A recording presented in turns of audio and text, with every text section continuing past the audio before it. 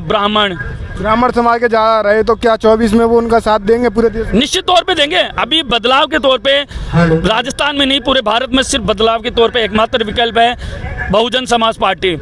24 गठबंधन से अलग हैं और वो एक तरफ 26 दल है, एक तरफ 36 दल है, तो बहन अकेले कैसे क्या कर पाएंगे? देखो, मैं फिर आपको ये कहूँगा कि कौरवों की भीड़ हो या पांडवों की नीड हो, जो लड़ सका वही महान है। भीड़ इकट्ठी होने से काम नहीं होता, काम होता है लोगों के बीच में। अब लोगों को समझ में आ गया है कि इन्होंने बारी बारी से लूटा है। राजनीति में बदलाव के तौर पे राजस्थान में नहीं, पूरे भारत में सिर्फ बदलाव के तौर पे एकमात्र विकल्प है बहुजन समाज पार्टी। 24 गठबंधन से अलग हैं और विशाल कुमार बहुजन समाज पार्टी के आमेर विधानसभा से प्रत्याशी मुकेश शर्मा जी हमारे साथ मौजूद हैं। सर, आप कितने दिन यात्रा में शामिल रहे? जय भीम जय भारत। मैं मुकेश शर्मा, आमेर विधानसभा भावी प्रत्याशी बहुजन समाज पार्टी से। देखिए, हमने धौलपुर से ये यात्रा का सुगत प्रारंभ किया था और जहाँ से हमने इस यात्रा को पूर्ण करते हुए 33 जिलों में आज समापन है जयपुर में, जिसका सिर्फ और सिर्फ एकमात्र ही उद्देश्य है सर्वजन हिताय सर्वजन सुखाय, यानी सभी लोगों का हित, सभी लोगों का सुख। बहुजन समाज पार्टी सर्व समाज का मंच है। मैं उन राजनीति के ठेकेदारों को बताना चाहता हूं जो कहते हैं ना कि बहुजन समाज पार्टी एक वर्ग एक लोगों की पार्टी है। बहुजन समाज का मतलब होता है सर्व समाज। सर्व समाज, समाज का हर वो व्यक्ति जो अपने सम्मान व अधिकारों की लड़ाई लड़ रहा है। और बहुजन समाज पार्टी का लक्ष्य है राजस्थान विधानसभा में एक नई राजनीति देना, वंशवाद और विरासत की राजनीति को खत्म करना। आमेर विधानसभा से आप तैयारी कर रहे हो, आपको अपनी समाज का किस तरीके से प्यार लग रहा है? क्योंकि वो कांग्रेस की तरफ, भाजपा की तरफ, आपको क्या लग रहा है बसपा की तरफ कैसे जोड़ पाओगे आप? देखिए, आमेर विधानसभा के मैं आपके बताना चाहता हूं, अभी तक आमेर विधानसभा में सिर्फ और सिर्फ वंशवाद और पूंजीवाद वालों ने राज किया है। आज आमेर विधानसभा में एक बार कांग्रेस और एक बार बीजेपी, वो लोगों ने वहां पे राजनीति अपना अखाड़ा बना चुकी है। आज पूरे प्रदेश की सबसे गौरवशाली विधान सभा है आमेर विधानसभा। जो आमेर विधानसभा की इस समय सबसे बुरी दुर्दशा है, न वहाँ युवाओं के लिए रोजगार के साधन संसाधनों की नहीं है। आज हम कहते हैं कि मेरा देश बदल रहा है। अरे, देश बदल रहा है लेकिन बसें नहीं चल रही। मेरा देश बदल रहा है, साधन संसाधनों की व्यवस्था नहीं है। मेरा देश बदल रहा है, युवा हमारा भविष्य है, युवाओं के भविष्य के साथ खिलवाड़ हो रहा है। वो कहते हैं, ये कांग्रेस और बीजेपी वाले कहते हैं, मैं कभी थोड़ी देर पहले कुछ पढ़ रहा था, कहीं सुन रहा था कि युवाओं के लिए हमने ये किया। अरे, मुफ्त की रेवड़ियाँ लेके वो क्या करेंगी क्या?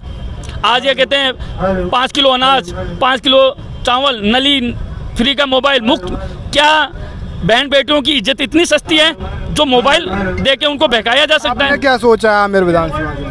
देखिए, हमने आमेर विधानसभा दे रहे हैं 5 किलो नहीं, हमने आमेर विधानसभा के लिए सोचा नई राजनीति करने के लिए। हमने आमेर विधानसभा के स्थानीय मुद्दों को उठाया। हमने आमेर विधानसभा के लिए, हम जब वहाँ पे जीत के जाएंगे, काम करेंगे, तो वहाँ के जो अभी बहुत सारे गाँव में जैसे बसें नहीं चल रही है, रोजगार के लिए साधन संसाधन नहीं है, बालिकाओं के लिए महाविद्यालय की व्यवस्था की जाएगी, सैटेलाइट हॉस्पिटलों की व्यवस्था की जाएगी। आज बहुत सारे व्यक्ति हॉस्पिटल जाने के चक्कर में ऑफ हो जाते हैं क्योंकि उनका इलाज नहीं हो पाता। एक सवाल है कि आप बसपा का 20 वोट तो आपको मिल जाएगा, अन्य समाज के वोटों को कैसे आप अपने प्रति जागरूक कर रहे हो? देखिए, बसपा, मैं आपको फिर बोल रहा हूँ, आपको थोड़ा करेक्ट करूँगा कि बसपा मतलब बहुजन समाज पार्टी, आप समझो, बहुजन समाज। मैं आपका इसका उदाहरण देता हूँ। उत्तर प्रदेश, देश भारत का सबसे बड़े प्रदेश में, सूबे में, जहाँ पे बहुजन समाज पार्टी में हमारी आदरणीय बहन कुमारी मायावती जी 4 बार मुख्यमंत्री रही, वहाँ एक समाज का व्यक्ति मंत्री था क्या? मैं आपसे पूछना चाहता हूँ। वहाँ सर्व समाज का व्यक्ति मंत्री था, सभी समाज के, राजपूत, बनिया, ब्राह्मण समाज के जा रहे, तो क्या 24 में वो उनका साथ देंगे पूरे देश? निश्चित तौर पे देंगे। अभी बदलाव के तौर पे राजस्थान में नहीं, पूरे भारत में सिर्फ बदलाव के तौर पे एकमात्र विकल्प है बहुजन समाज पार्टी। 24 गठबंधन से अलग हैं और वो एक तरफ 26 दल है, एक तरफ 36 दल है, तो बहन अकेले कैसे क्या कर पाएंगे? देखो, मैं फिर आपको ये कहूँगा कि कौरवों की भीड़ हो या पांडवों की नीड हो, जो लड़ सका वही महान है। भीड़ इकट्ठी होने से काम नहीं होता, काम होता है लोगों के बीच में। अब लोगों को समझ में आ गया है कि इन्होंने बारी बारी से लूटा है। राजनीति में तो भीड़ को महत्व दिया जाता है सर। जी, करेक्ट। भीड़ का महत्व दिया जाता है, लेकिन भीड़ का मतलब ये नहीं है कि हम खरीद फरोख्त करके भीड़ इकट्ठी कर ली जाए। लोगों को मैं लोगों को एक अपील करता हूँ आपके माध्यम से, एक बार अपने वोट की कीमत समझिए। राजनीति में आप भागीदार नहीं बनेंगे तो विकास कैसे होगा? जब तक राजनीति में भागीदार नहीं बनेंगे विकास कैसे होगा। Election not for the next election, election अगले इलेक्शन के लिए नहीं होता, इलेक्शन होता है अगले पीढ़ी के लिए, अगले इलेक्शन होता है आने वाले लोगों के बच्चों के भविष्य के लिए। एक सवाल है। संविधान बदलने की बात बीजेपी कर रही है, संविधान कैसे बदल देगी बीजेपी? तो कह रहे हैं, वो तो कुछ उनके सलाहकार कह रहे हैं, वो उनके सलाहकार कह रहे हैं, बात होती है तभी हो रही है। देखिए उनके सलाहकार कह रहे हैं, वो लोग कह रहे हैं संविधान बदलने की। तो संविधान क्या, संविधान इतना लचीला है या इतना कमज़ोर हो गया है कि कोई भी आदमी आएगा और बदल के चला जाएगा?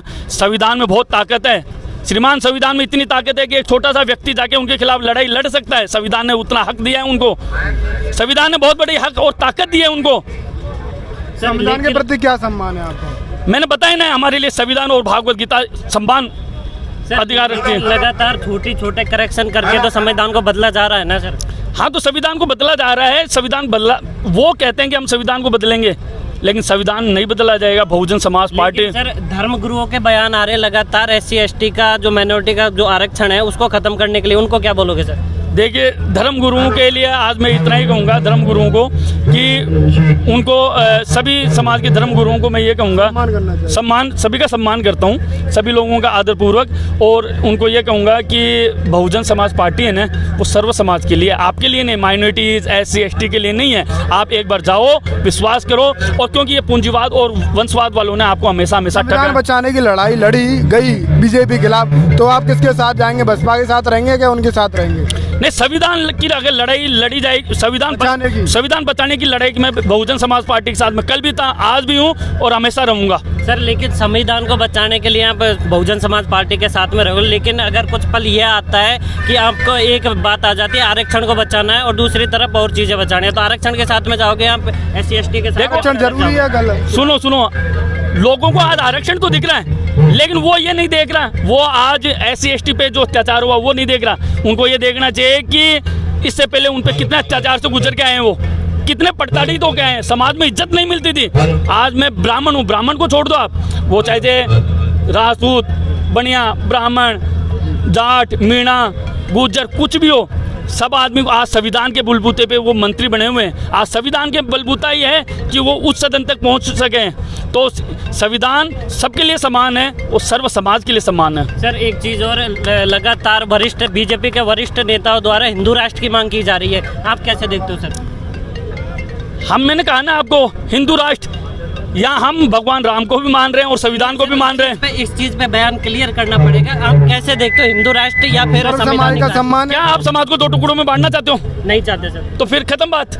सर नहीं, आप बोल रहे हो हिंदू राष्ट्र, तो मतलब समाज के टुकड़े कर दे। लास्ट सवाल, आमेर विधानसभा को क्या संदेश देना चाहोगे? आमेर विधानसभा को ये संदेश देना चाहूँगा, आमेर विधानसभा की देवतुल्य जनता को ये संदेश देना चाहूँगा, अब परिवर्तन का समय आ गया। एक बार अपने समाज, अपने बीवी बच्चों के लिए वोट दो, वंशवाद और पूंजीवाद के खिलाफ वोट दो। अब वक्त आया है बदलाव